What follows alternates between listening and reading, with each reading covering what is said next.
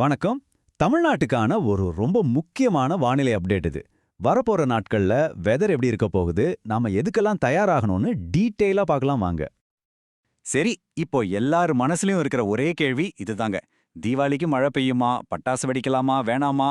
வாங்க, அதுக்கு என்ன பதில்னு முதல்ல பாத்திரலாம். தீபாவளி அன்னைக்கு மழை எப்படி இருக்கும்? ஆமா, மழை கண்டிப்பா இருக்கு. ஆனா பயப்படுற அளவுக்கு பெருசா வெள்ளம் வர்ற மாதிரியான மழையெல்லாம் கிடையாது. பெரும்பாலும் ஒரு மிதமான மழையா இல்லைன்னா லேசான சாரலா தான் இருக்கும். ரொம்ப கவலைப்பட வேண்டாம். குறிப்பா நம்ம கடலோர பகுதிகளில் பாத்தீங்கன்னா 80% மிதமான மழைக்கு தான் வாய்ப்பு இருக்கு. அங்கங்க ஒரு சில இடங்கள்ல மட்டும் கொஞ்சம் கனமழை பெய்யலாம். அதனால உங்க தீபாவளி கொண்டாட்டத்துக்கு பெரிய பாதிப்பு எதுவும் இருக்காது.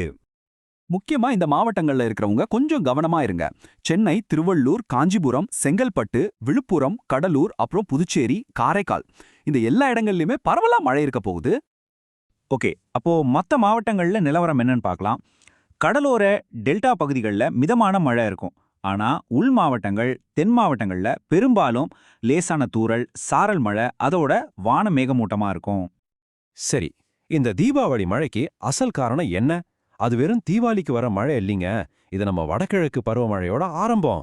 அதை பத்தி தான் இப்ப பார்க்க போறோம். இந்த டைம்லைனை பாருங்க, உங்களுக்கு தெளிவா புரியும். அக்டோபர் 14ல இருந்து 16 வரைக்கும் கொஞ்சம் வெயில் அடிக்கும். ஆனா 17ஆம் தேதி வங்காள விரிகுடால இருந்து காத்தோட திசை மாற ஆரம்பிச்சிடும்.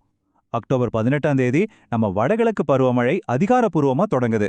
அதுக்கப்புறம் பாருங்க, 19ல இருந்து 22 வரைக்கும் தமிழ்நாடு முழுசும் பரவலா மழை பெய்ய ஆரம்பிக்கும். சிம்பிளா சொல்லணும்னா வடகிழக்கு பருவமழைன்னா என்ன? வங்கக்கடல்ல இருந்து வர்ற ஈரப்பதம் நிறைஞ்ச காத்து நம்ம தமிழ்நாட்டை நோக்கி வீச ஆரம்பிக்கும். அதுதான் நமக்கான மெயின் மழைக்காலமே.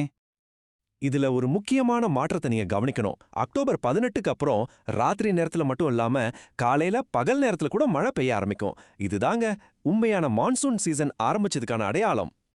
சரி, தீபாவளிக்கு மிதமான மழைன்னு சொல்லிட்டோம். அதுக்கப்புறம் கதை என்ன? மழையோட இன்டென்சிட்டி, அதாவது தீவிரம் எப்படி இருக்க போகுதுன்னு இப்ப பார்க்கலாம். இங்க பாருங்க, தீபாவளி சமயத்துல, அதாவது அக்டோபர் 20ல இருந்து 22 வரைக்கும் மிதமான மழையா இருக்கும். ஆனா அக்டோபர் 25க்கு அப்புறம் அது மிக கனமழையா மாறும். அது மட்டும் இல்ல, நவம்பர் மாசத்துல புயல் சின்னங்கள் உருவாகிற அளவுக்கு நிலைமை தீவிரமாகும். இந்த தேதிய நல்ல ஞாபகம் வச்சுக்கோங்க. அக்டோபர் 25 இதுதான் இந்த வருஷ மழைக்காலத்துல ஒரு பெரிய டர்னிங் பாயிண்ட். ஆமாங்க, இந்த அக்டோபர் கடைசி வாரத்துல இருந்து தான் வெரி ஹெவி ரெயின், அதாவது மிக கனமழை பெய்யறதுக்கான வாய்ப்புகள் ஆரம்பிக்குது. சொல்லப்போனா உண்மையான மழையாட்டமே அப்பதான் ஸ்டார்ட் ஆகுது.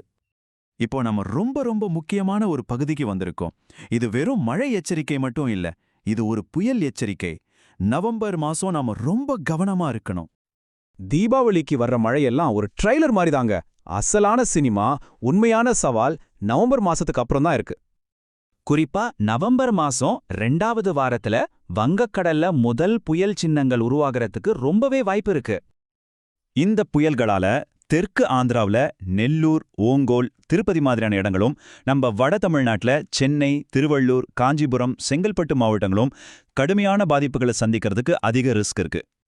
அதனால இது வெறும் இந்த 4 மாவட்டத்துக்கு மட்டும் வார்னிங் கிடையாது. கடலோரம் இருக்கிற எல்லா மாவட்ட மக்களுமே ரொம்ப உஷாரா இருக்கணும். முன்னெச்சரிக்கை நடவடிக்கைகளை இப்பவே எடுக்க ஆரம்பிக்கணும். தீபாவளிய சந்தோஷமா கொண்டாடுங்க. ஆனா அதே நேரத்துல வரப்போற இந்த தீவிரமான வானிலைக்கும் நாம தயாரா இருக்கணும். அதுதான் ரொம்ப முக்கியம். நவம்பர் மாச புயல்களை எதிர்கொள்ள நாம தயாரா இருக்கோமா? இத பத்தி யோசிச்சு தேவையான ஏற்பாடுகளை செய்யுங்க.